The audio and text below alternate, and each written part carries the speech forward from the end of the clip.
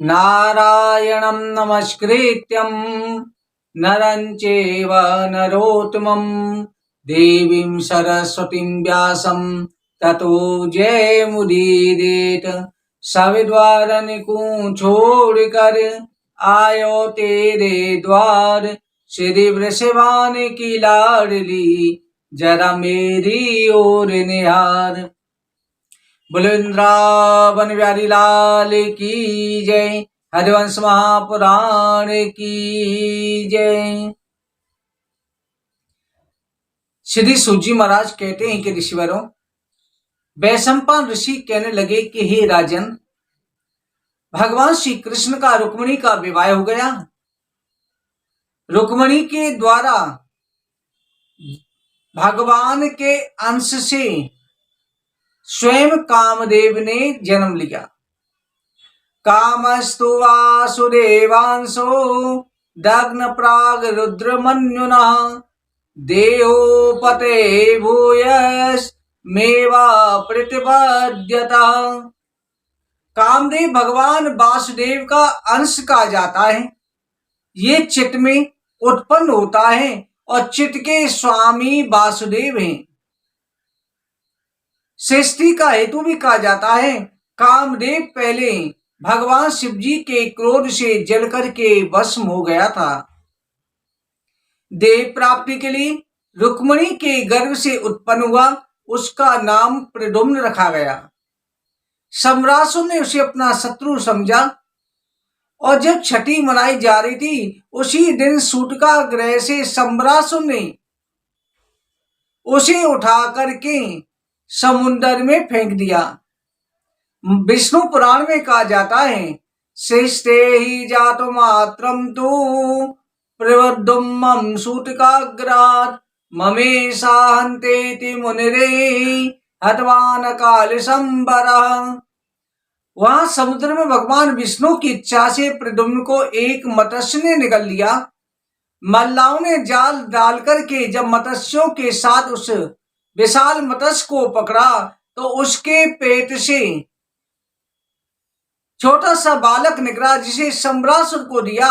उसी समय रति जो थी कामदेव की पत्नी, अपने पति को प्राप्त करने के लिए भगवान शिव जी ने कहा था ना कि जब कृष्ण के पुत्र के रूप में तुम्हारे पति का जन्म होगा, सम्रासुर राक्षस का उसके हाथों से वध होगा, वहीं पर तुम्हारे पति से तुम्हारी मुलाकात होगी।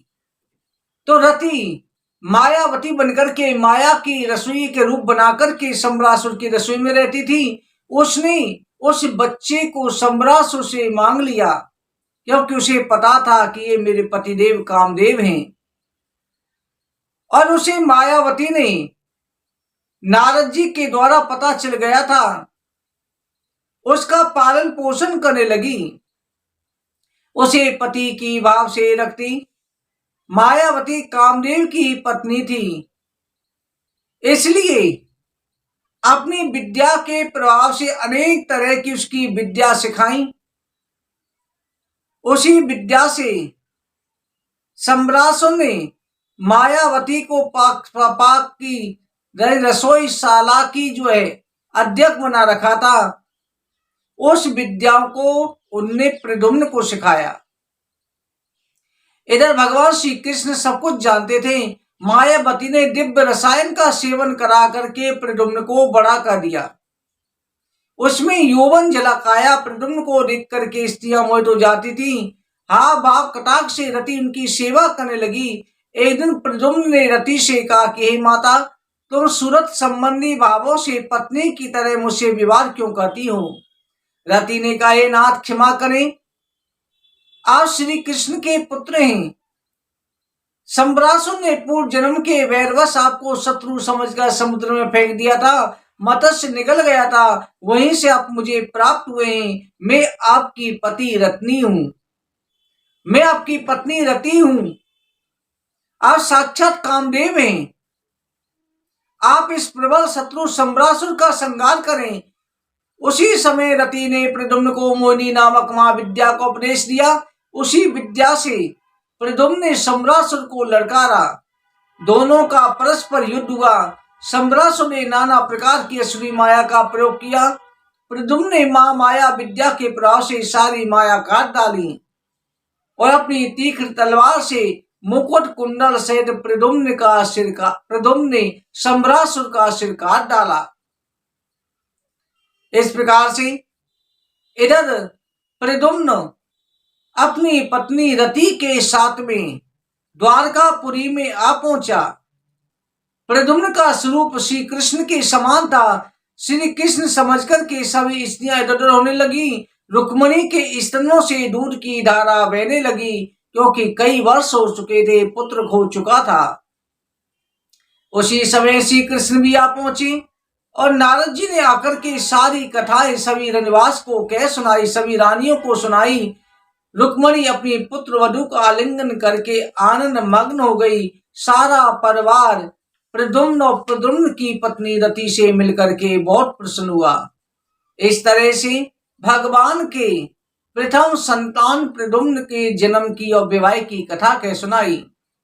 हे राजन, सत्राजित सुत नया कृष्ण कृतकल्पसः स्मंतम के नमिना सुमदम दत्तवान। इसी तरह द्वारका में रहते हुए कई वर्ष बीत गए।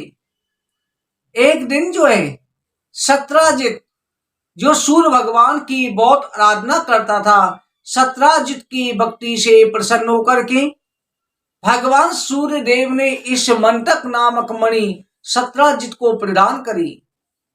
सत्राजित उस मणि को लेकर के धारण करके द्वारका में आया। जैसे द्वारका में वापस आ रहा था अपने घर पर, सभी यदुवंशी दौड़ करके श्री कृष्ण के पास गए।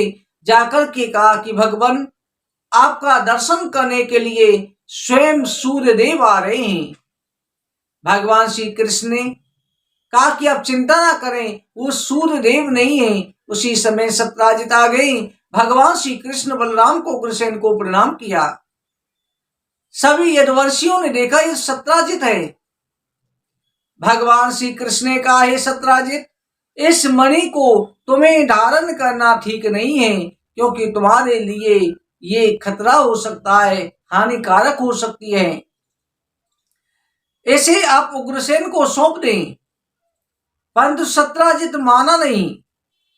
वो मणि उसने अपने घर में स्थापित कर दी।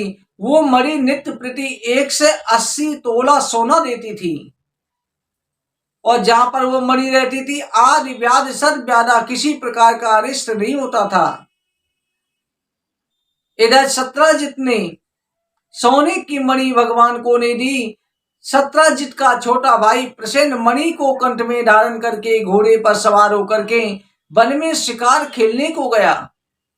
वहां पर उसे सिंह ने मार डाला, घोड़े समेत मार करके मणि छीन ली, उन्हें भक्षण कर गया। उसी समय एक जामवंत आया। जामवंत ने सिंह को मार करके उसे मणि ले ली और अपनी पुत्री को खिलौने के रूप में खेलने के लिए दे दी। इस तरह से उसकी पुत्री खिलौने से खेलने लगी। सिंगा प्रसेन अवधीता सिंगो जाम्बता सुमार कमारोदिष्टम हेसमंतका। इधर जो है अपने भाई प्रसेन के नाने से सत्राजित ने व्याकुल होकर के लोगों से कहा कि मेरा भाई गले में मणि पहन करके वन में गया था। श्री कृष्ण मुझसे मणि मांग रहे थे। मुझे लगता है श्री कृष्ण ने मेरे भाई को मार डाला और मणि छीन ली है। भगवान को झूठा कलंक लग गया, क्योंकि भगवान ने चौथ का चंद्रमा देखा था, भाद्र शुक्ल पक्ष चतुर्थी का चंद्रमा देखा था। इसलिए भक्तों, आज भी कहा जाता है कि चौथ का चंद्रमा देखने से जब भगवान को कलंक लग सकता है तो इंसान क्या है। इसलिए उन चंद्र दर्शन नहीं करने चाहिए, नहीं तो निश्चित रूप से कलंक लगता है। ये कलंक बात धीरे धीरे भगवान श्री कृष्ण तक पहुंच गई। भगवान श्री कृष्ण कुछ यदुवंशी बड़े बुजुर्गों को, सैनिकों को लेकर के प्रसेन की खोज में निकले। वन में जाकर के भगवान श्री कृष्ण ने प्रसेन को घोड़े समेत मरा हुआ देखा। उसके आगे पदचिन्ह सिंह के देखे। सभी देख रहे हैं। सिंह के परिचिन्हों पर भगवान आगे बढ़े। भगवान आगे जा रहे हैं, देखा कि आगे सिंह भी मरा पड़ा है। सिंह को मरा हुआ देखा, वहां पर एक जामवंत के निशान देखे पैरों के, उसका पीछा किया तो एक गुफा में जा रहे हैं। उस गुफा में दरवाजे पर सभी द्वारका वासियों को छोड़ करके भगवान गुफा के अंदर गए। भगवान ने जाकर के देखा कि एक कन्या उस मणि के साथ खेल रही है। भगवान को खड़े हो लेकर कन्या जोर से चिल्लाई। उसी समय जामवंत आया, भगवान के साथ में युद्ध करने लगा। भगवान का और जामवंत का बड़ा भयंकर युद्ध हुआ। अनेक तरह से युद्ध चलता रहा। 27 दिन मल्ल युद्ध करते हुए बीत गए।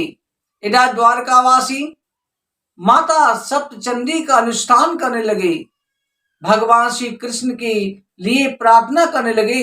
जब 28वां दिन बीत गया, उसी दिन 28वें दिन पर जामवंत ठक करके कहने लगा कि मुझे युद्ध में पराजित करने वाले आप कौन हैं?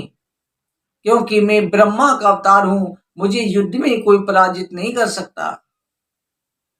भगवान श्री कृष्ण ने अपना राम रूप प्रकट किया। भगवान श्री कृष्ण को राम रूप में देख करके जामवंत ने कहा, प्रभु आपने ही मुझे आशीर्वाद दिया था कि द्वापर युग में मेरे दर्शन होंगे। आपने मुझे दर्शन देकर कृतार्थ कर दिया। अब मेरी पुत्री के साथ में आप विवाह करें। आपने राम अवतार में मुझे वचन दिया था, क्योंकि ये मेरी कन्या देव कन्या है, इसका मैंने पालन पोषण किया है। राम अवतार के समय भी मैं आपको देना चाहता था, आपने कृष्ण अवतार के लिए कही थी। अब कृष्ण अवतार तक ये प्रतीक्षा कर रही है। भगवान श्री कृष्ण ने जामवंती के साथ विवाह किया। वो देव कन्या थी, बहुत ही सुंदर थी। दहेज में मणि को दे दिया। भगवान उसे लेकर के वापस आए। सभी द्वारका वासियों ने भगवान श्री कृष्ण का, जामवंती का बहुत सम्मान किया। इस तरह से भगवान श्री कृष्ण और जामवंती का विवाह बड़ी धूमधाम के साथ में कराया गया। भक्तों, भगवान श्री हरि के ये द्वितीय विवाह की भी कथा वर्णन करी। वृंदावन बिहारी लाल की जय। हरिवंश महापुराण की जय। जय जय श्री राधे, जय जय श्री राधे, जय जय श्री राधे श्याम।